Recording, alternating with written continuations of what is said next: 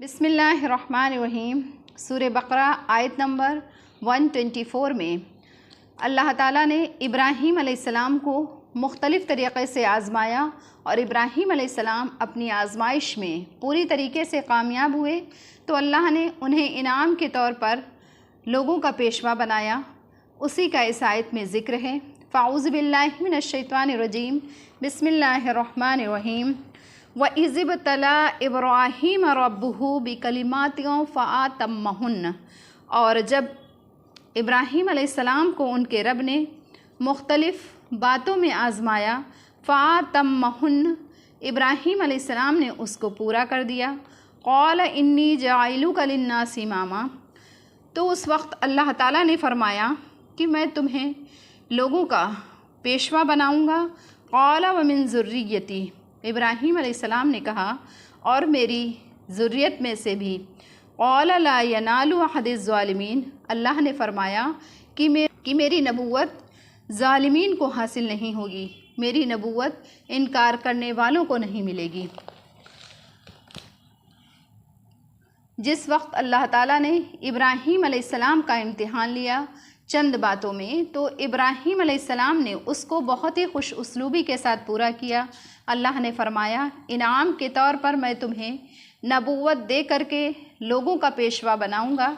इब्राहीम अलैहिस्सलाम ने अर्ज़ किया कि मेरी औलाद में से भी किसी को नबूवत दे दीजिए। तो अल्लाह ने फरमाया कि मेरा ये ओहदा नबूवत ख़िलाफ़ वर्जी करने वालों को नहीं मिलेगा। हाँ, अलबत्ता मेरी फर्मा बरदारी करने वालों में से बाज़ को ये नबूवत दी जाएगी। अव्वल ये कि इम्तिहान किसी शख्स की काबिलियत मालूम करने के लिए लिया जाता है और अल्लाह ताला तो सब जानने वाले हैं और उनसे किसी का हाल छुपा हुआ नहीं है, तो फिर इस इम्तिहान का क्या मकसद था। इब्राहीम अलैहिस्सलाम की ये आज़माइश किसी जुर्म या काबिलियत हासिल करने के लिए नहीं, बल्कि अल्लाह ने अपने खलील की तरबियत करने के लिए किया। अल्लाह को अपने खलील की तरबियत करके उनके दरजात और मकामात तक उन्हें पहुँचाना मकसद है। इब्राहीम अलैहिस्सलाम को सख्त इम्तिहानात से गुजारा गया। पूरे कौम के कौम हत्ता कि अपना ख़ानदान सब के सब बुत परस्ती में मुब्तला थे। इब्राहीम अलैहिस्सलाम को नबी बनाकर ये ज़िम्मेदारी दी गई कि आप पैगम्बराना हिम्मत और बेखौफ होकर के कौम को खुदाए वहदहू ला शरीक लहू की तरफ बुलाएं। और इब्राहीम अलैहिस्सलाम ने अल्लाह ताला का ये पैगाम तो लोगों तक पहुँचाना शुरू किया। बुत परस्ती की शर्मनाक रस्म की ख़राबियाँ बयान की, बुतों के ख़िलाफ़ जिहाद किया। पूरी कौम आपसे जंग पर आमादा हो गई।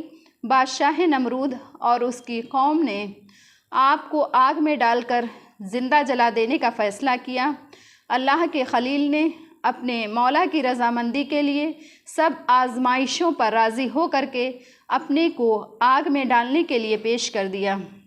अल्लाह ने अपने खलील को इम्तिहान में कामयाब पाया और आग को ये हुक्म दिया, कुलना या नारु कूनी बरदम व सलामन अला इब्राहीम। अल्लाह का हुक्म होते ही आग ठंडी हो गई। इस इम्तिहान के बाद दूसरा इम्तिहान ये लिया गया कि अपने असली वतन को छोड़ करके शाम की तरफ हिजरत कर जाएं। हज़रत इब्राहीम अलैहिस्सलाम रज़ाए खुदाबंदी की तड़प में कौम और वतन छोड़ करके शाम चले गए।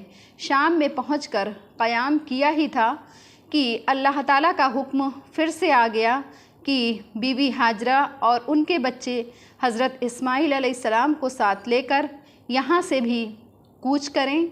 जिब्रील अलैहिस्सलाम आए और दोनों को साथ ले कर के चले। रास्ते में जहाँ कोई सरसब्ज़ जगह आई तो हज़रत खलील फरमाते हैं कि यहाँ ठहरा दिया जाए।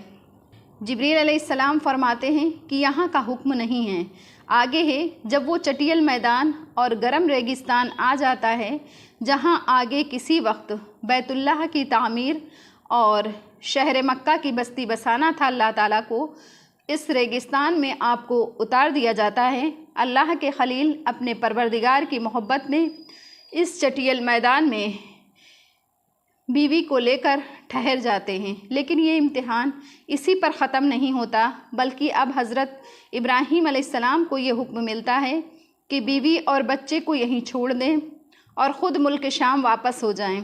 اللہ کے پیغمبر حکم کی تعمیل کرتے ہیں اور فوراً ہی وہاں سے چل دیتے ہیں۔ اللہ کے حکم میں دیر نہ ہو جائے تو اس لیے بیوی کو بھی یہ نہیں بتاتے ہیں اور فوراً ہی وہاں سے چل دیتے ہیں۔ اتنی تاخیر بھی انہیں گوارا نہیں تھی کہ بیوی کو خبر کر دیں۔ حضرت ہاجرہ علیہ السلام یہ ماجرا دیکھ کر کے سمجھ جاتی ہیں اور پوچھتی ہیں کہ کیا آپ کو اللہ کا حکم ملا ہے؟ کہتے ہیں کہ ہاں، تو نہایت ہی اطمینان کے ساتھ فرماتی ہیں کہ جائیے، جس مالک نے آپ کو جانے کا حکم دیا ہے تو وہ ہمیں بھی ضائع نہیں کرے گا۔ ہاجرہ علیہ السلام اپنے شیر خوار بچے کے ساتھ اس بیابان جنگل میں وقت گزارنے لگتی ہیں۔ بچے کو پیاس کی شدت ہوتی ہے تو آپ پریشان ہو جاتی ہیں۔ بچے کو کھلے میدان میں چھوڑ کر کے صفا اور مروہ کی پہاڑیوں پر بار بار چڑھتی ہیں، اترتی ہیں کہ کہیں پانی نظر آ جائے یا کوئی انسان ہی دکھ جائے کہ اس سے کچھ معلوم ہو جائے۔ 7 مرتبہ کی دوڑ دھوپ کے بعد مایوس ہو کر کے پھر بچے کے پاس واپس آ جاتی ہیں تو رحمت خداوندی ہوتی ہے۔ جبریل علیہ السلام آتے ہیں اور خشک ریگستان کی زمین سے پانی کا ایک چشمہ نکال دیتے ہیں جس کا نام آب زمزم ہے، اور صفا اور مروہ کے بیچ 7 مرتبہ دوڑنا اسی کی یاد کے طور پر قیامت تک آنے والی نسلوں کے لیے احکام حج میں ضروری قرار دیا گیا ہے۔ اور اس طرح سے وہاں پر پانی دیکھ کر جانور آ جاتے ہیں اور پھر انسان آ جاتے ہیں، اور اس طرح سے وہاں پر آبادی کا سامان ہو جاتا ہے۔ پھر اللہ تعالیٰ ابراہیم علیہ السلام کا تیسرا امتحان لیتے ہیں، اور یہ بچہ اسی بے کسی اور بے سر و سامانی کی حالت میں پروان چڑھتا ہے اور باپ کی شفقت سے بھی محروم رہتا ہے۔ اور پھر اس کے بعد ابراہیم علیہ السلام خواب میں دیکھتے ہیں کہ اپنے بچے کو وہ ذبح کر رہے ہیں۔ اب ابراہیم علیہ السلام کو یہ